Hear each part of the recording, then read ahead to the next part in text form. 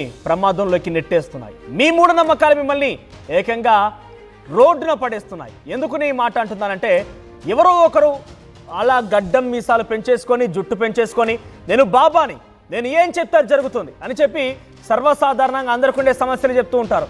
నువ్వేదో అనారోగ్య సమస్యతో బాధపడుతున్నట్టుగా తెలుస్తోంది. నువ్వు అనారోగ్య సమస్యతో బాధపడుతున్నావా? మీ ఇంట్లో ఏదో చాలా తీవ్రమైనటువంటి సమస్య ఉంది, నిజమా కాదా? మీరు ఏదో లక్ష్యాన్ని చేరాలనుకుంటున్నారు, కానీ ఇక్కట్లు ఎదుర్కొంటున్నారు. కొత్తింటికి వెళ్ళాలనే ప్లాన్ నీ దగ్గర ఉంది, కానీ నీకేదో అడ్డుపడుతుంది. కొత్త వాహనం కొనాలనే ఆలోచనలో ఉన్నావు, కానీ నీకు పలానా గ్రహణం పలానా ఏదో అడ్డు తలుగుతోంది. నువ్వు మంచిగా ఉండాలనేటువంటి ఒక ఆలోచనతో ఉన్నావు, కానీ నువ్వు పట్టిందల్లా కొంత ఫెయిల్ అవుతూ వస్తోంది. ఇటువంటి వ్యాఖ్యలు చెప్తూ చాలా పెద్ద మొత్తంలో కూడా బాబాలు దారుణాలకు పాల్పడుతున్నారు. అయితే ఈ నేపథ్యంలో ఒకసారిగా మనం ఆలోచించాల్సిన విషయం ఏంటంటే, ఇదన్నిటి కూడా మన ప్రాణాలే తీస్తున్నాయి. మెదక్ జిల్లాలో అటువంటిదే జరిగింది. ఒక ఫేక్ బాబా కలకలం సృష్టించాడు. నకిలీ బాబా బాపు స్వామిని అరెస్ట్ చేశారు పోలీసులు. పోలీసుల విచారణలో వెస్తుపోయే విషయాలు వెలుగులోకి వచ్చాయి.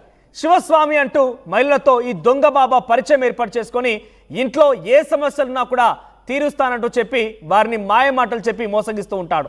ఆ తర్వాత పూజల పేరుతో మహిళలపైన ఈ దొంగ బాబా చేసేటువంటి నిర్వాహకం చూస్తే ఆశ్చర్యపోవాల్సిందే.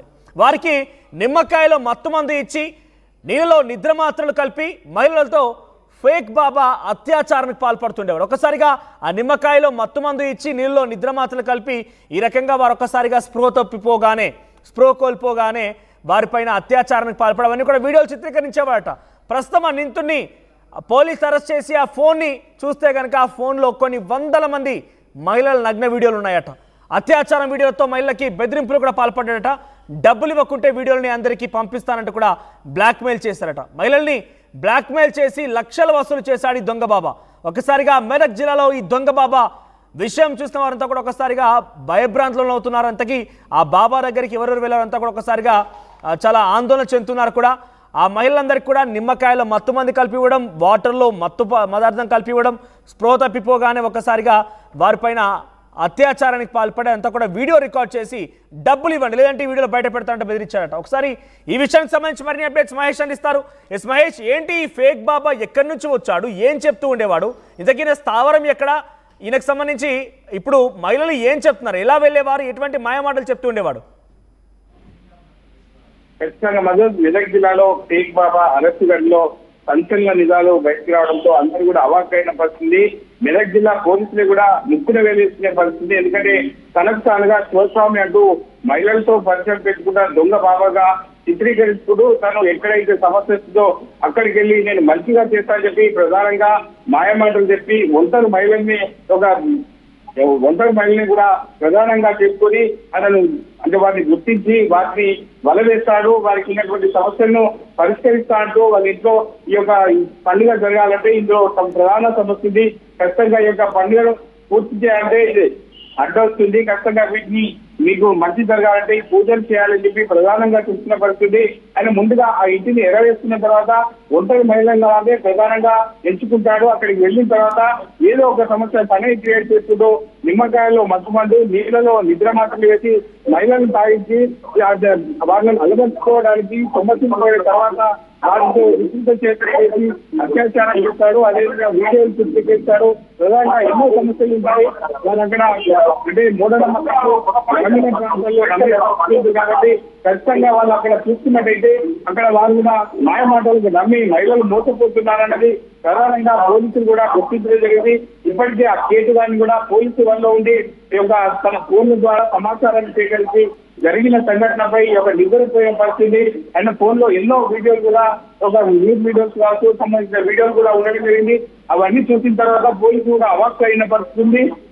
ఇటువంటి దొంగ బాబాలను మీ దగ్గరికి వస్తే ఖచ్చితంగా పోలీసులకు సమాచారం ఇవ్వాలని ఇప్పటికే పోలీసులు ప్రెస్ మీట్ ద్వారా మెదక్ ఎస్పీ ఉదయ్ కుమార్ అని చెప్తా పరిస్థితి. అంటే చూస్తున్న తదంగంతో చూస్తుంటే ప్రతిరోజు కూడా ఇట్లా 2-3 జిల్లాల్లో కూడా వ్యాపించాడు. ఇటువంటి సంఘటనలపై దృష్టి పెట్టారు. మహిళల్ని ఎరవేసుకొని తిరుగుతున్న పరిస్థితి. చాలా ప్రధానంగా ఇటువంటి సంఘటన అందరినీ కూడా కలిసి వేసిందని చెప్పారు. ఎందుకంటే మోసపోయిన బాధితులందరూ కూడా ఇప్పుడిప్పుడే పోలీస్ స్టేషన్ కు వస్తున్నారు. బేసిక్ గా ఒక స్థావరాన్ని ఏర్పాటు చేసుకొని పెద్ద టీం ఏర్పాటు చేసుకొని ప్రచారం చేసుకుంటూ ఉంటారు. మౌత్ పబ్లిసిటీ ఎక్కువగా వీళ్ళకి అస్త్రంగా మారుతూ ఉంటుంది. ఈయన స్థావరం ఎక్కడి నుంచి వచ్చాడు ఆయన అంటే అక్కడి స్థానికుడే ఈ రకంగా అవతారం ఎత్తాడా లేదంటే వేరే రాష్ట్రం నుంచి కానీ వేరే ఒక ప్రాంతం నుంచి మెదక్ వచ్చి అక్కడ ఆయన ఏర్పాటు చేసుకున్నాడు ఇదంతా?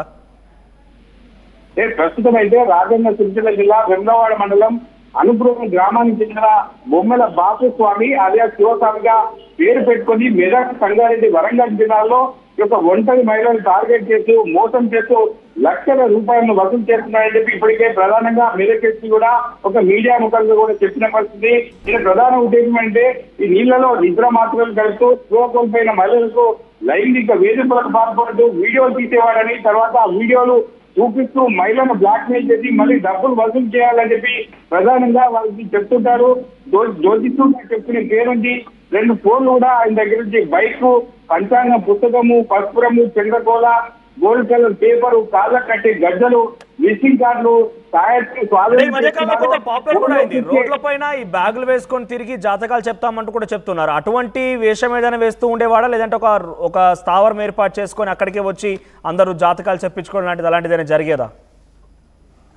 అంటే అమాయక ప్రజలను ఖచ్చితంగా ఆయన పట్టుకట్టి వాళ్ళకి గుండి కొట్టే విధంగా, ఎందుకంటే వాళ్ళకు ఆర్థికంగా ఇబ్బందులు ఉంటే ఈయన ఆర్థికంగా సాయం కూడా చేసేవాడు. ఎందుకంటే ముందు వాళ్ళకి ఆర్థికంగా సాయం చేసి తర్వాత తీసుకునేవాడు. ముందు వాళ్ళకు ఉన్నటువంటి సమస్యలపై దృష్టి పెట్టి మీకు ఈ ప్రధాన సమస్య ఉంది, మేము తీర్చడానికి సిద్ధంగా ఉన్నా, ఇది ఒక పూజ చేయాలని చెప్పి వారికి మాయమాటలు చెప్పి ప్రధానంగా వారికి ఒక లోబర్చుకొని వాళ్ళను మాయమాటలు చెప్పిన పరిస్థితి ఉంది. అది ఇప్పటికి చాలా మంది కూడా బాధితులు పోలీసులను ఆశ్రయించే పరిస్థితి, ఇప్పటికే పోలీసులు కూడా చెప్తున్న పరిస్థితి. అంటే పోలీసులు ఎవరైనా ఇటువంటి మోసగాళ్లకు మోసపోవద్దు, ఖచ్చితంగా ముందస్తు పోలీసులకు సమాచారం ఇవ్వాలని ఇప్పటికే మెదక్ ఎస్పీ ఉదయ్ కుమార్ రెడ్డి కూడా చెప్తున్న పరిస్థితి. అంటే ఇటువంటి చూస్తుంటే మెదక్ సంబంధించిన జిల్లాలో గ్రామీణ ప్రాంతాలు ఉండేవారు ఇటువంటికి లోబడి అంటే వీరికి తలకి ఇటువంటి ఇబ్బందులకు గురైనామని చెప్పి మోసపోయిన తర్వాత వాళ్ళకి తెలుస్తుంది.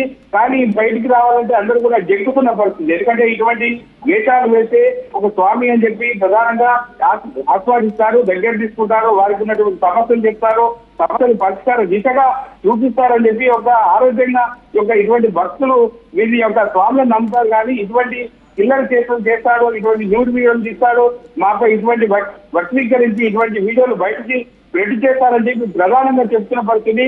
వీటిపై ఖచ్చితంగా పోలీస్ శాఖ దృష్టి పెట్టి వీటిపై చర్యలు తీసుకోవాలని చెప్పి మహేష్, ఇక్కడ ఈ బాపుస్వామి అలియాస్ శివస్వామి యొక్క వ్యవహారం ఎలా బయటపడింది, పోలీసులకు ఎలా అనుమానం వచ్చింది? అంటే అంతర్గతంగా చేస్తున్న సంఘటనలు బట్టి కొందరు మహిళలకు ఈ వీడియోలు తీస్తున్నారు. ఇటువంటి సంఘటన పైన పోలీసులకు ఆశ్రయించారు. అంతర్గతంగా బయటికి తెలియకుండా పోలీసులను ఆశ్రయించిన తర్వాత ఎవరైతే ఆశ్రయించారో అని బయటికి తెలియకుండా ఈ యొక్క సమాచారాన్ని కూడా సేకరించి ఒక శివస్వామిపై నిఘా పెట్టి పట్టుకున్న పరిస్థితి. జరిగిన సంఘటనపై తీరా చూస్తే పోలీసులకే ఒక నిబడపోయే విధంగా విషయాలు కూడా వెల్లడైన పరిస్థితి. దీన్ని బట్టి రాబోయే రోజుల్లో ఎటువంటి వారు కూడా ఖచ్చితంగా పోలీసులను